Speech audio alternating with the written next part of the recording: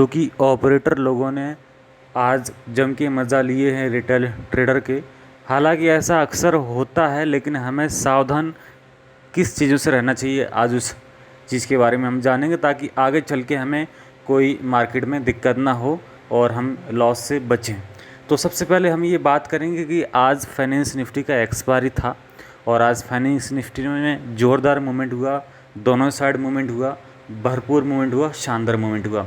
लेकिन तीनों में एक ही चीज़ हमको देखने को मिली, चाहे आप निफ्टी देखें, चाहे बैंक निफ्टी देखें या चाहे फिन निफ्टी देखें, सभी के लगभग सेम एक जैसे चार्ट आज रहे।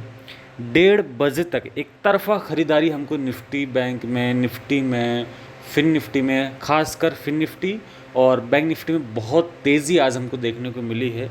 ये देखो आप, थोड़ी सुबह गैप अप ओपन होने के साथ में डाउन साइड आई और 10 बजे तक डाउन रही निफ्टी बैंक। उसके बाद में अप ट्रेंड बना लिया और अपना नया हाई भी काटा, फिर बहुत तेज़ी से ऊपर गई, बहुत तेज़ी, बड़ी तेज़ी 1 बजे के बाद में बड़ी कैंडलों के साथ बढ़ी और 1:30 बजे तक, फिक्स 1:30 बजे तक तेज़ी हमको देखने को मिली। अब ये टाइम फ्रेम में आप एक चीज़ रखो, 45,012 से लगभग 600 पॉइंट की रिकवरी देखने को मिली। 600 पॉइंट बैंक निफ्टी भागा। बैंक निफ्टी मैक्सिमम 400, 500, 600 पॉइंट ही दिन भर में चलता है। तब आप यह सोचो कि 600 पॉइंट यहाँ से निफ्टी में, बैंक में हमें मूवमेंट मिल गया तो ये दिन की रेंज उसकी ख़त्म हो गई, क्योंकि बैंक निफ्टी 500-600 पॉइंट ही दिन भर में चलती है।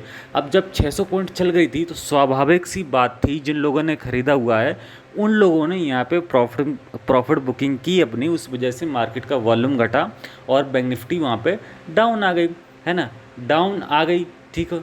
और बहुत तेज़ी से डाउन आई, लगभग 500 पॉइंट यहाँ से बैंक निफ्टी गिरी 1 बजे के बाद में। 1.5 घंटे के अंदर 500 पॉइंट बैंक निफ्टी गिर गई।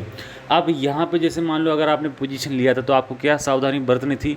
आप हमेशा एक चीज़ याद रखो, मार्केट में ट्रेंड चले या न चले, रेसिस्टेंट सपोर्ट ज़रूर काम करता है मार्केट के अंदर। जैसे नया नया हाई काट रहा था निफ्टी बैंक, वैसे नए नए सपोर्ट और रेसिस्टेंट बनाता जा रहा था। नया हाई काटा, ये सपोर्ट बना दिया, ये रेसिस्टेंट बनाया, फिर उसके बाद ये नया हाई काटा, ये सपोर्ट बना दिया, नया रेसिस्टेंट बनाया उसने, ये सपोर्ट बनाया, ये सपोर्ट बनाया, नए नए सपोर्ट बनाता गया। जैसे ये वाला सपोर्ट बना था, ये वाला सपोर्ट 415 का, और यहाँ पे चल रही है मान लो, तो अगर आपने यहाँ पे ख़रीदा है तो आपको 415 के आसपास का सपोर्ट का स्टॉप लॉस लगाना था। जैसे सपोर्ट तोड़ा आपको तुरंत पुट साइज का पोजीशन लेना था, पुट साइज का चाल का, थोड़ी पुट तरफ का आपको पोजीशन लेना था और यहाँ पे आपको अच्छे मूवमेंट की तरफ पॉइंट मिल जाते। ये एक चीज़ हमेशा याद रखना, जब भी सपोर्ट काटता है तो मार्केट में हमेशा वीकनेस आती है। जैसे इसने अपना नया लो काटा था, सपोर्ट काटा था, यहाँ पे बैंक निफ्टी ने सपोर्ट काटा था, वहाँ पे आपको पुट का पोजीशन लेना था, यहाँ का सपोर्ट रेसिस्टेंट का स्टॉप लॉस लगा के आपको पुट की साइज़ बैठना था, पुट में आपको अच्छा बेनिफिट मिल जाता। तो ये चीज़ हमेशा याद रखना। 1-1:30 बजे के बाद में अगर भाग गया मार्केट तो रिकवरी आती है, डाउन साइड की प्रॉफिट बुकिंग होती है, क्योंकि ऑलरेडी बहुत ज़्यादा मूवमेंट हो चुका है।